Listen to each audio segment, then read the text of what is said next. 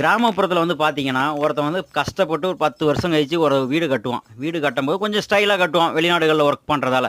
அப்ப வந்து கிராமப்புறங்கள்ல என்ன சொல்லுவாங்க தெரியுமா? "இங்க பாருடி வெளிநாட்டுக்கு போனா, கட்டுக்கட்டா சம்பாரிக்கிறான் போல இருக்கு. வீடு பாரு பளபளன்னு கட்டிக்கிறான். லைட் இப்படி இருக்கு, செடி கொடி இப்படி வச்சிருக்கான், தண்ணி வசதி இருக்கு. எம்புட்டு சம்பாதிக்கிறான்னு தெரியல, போல வரலாம்" அப்படின்னு கிராமத்துல பயங்கரமா பேசிக்குவாங்க. ஆனா, அவங்க பேசுறவங்களுக்கு தெரியாது.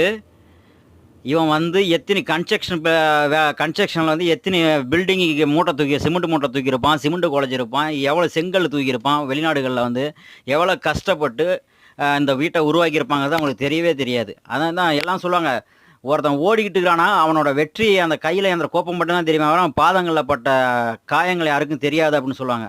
அதுமாரி தான் வெளிநாட்டில் வந்து வெளிநாட்டில் வேலை பார்த்துட்டு ஒரு வீடு கட்டுறாங்க அப்படின்னா, அங்க ஒரு சின்னதா ஒரு வீடு கட்டுறாங்கன்னா, அதே மாரி பல மடங்கு வீடுங்களோ, இல்ல பல மாடி கட்டடங்க வேலை பார்த்து தான் ஆவணும்.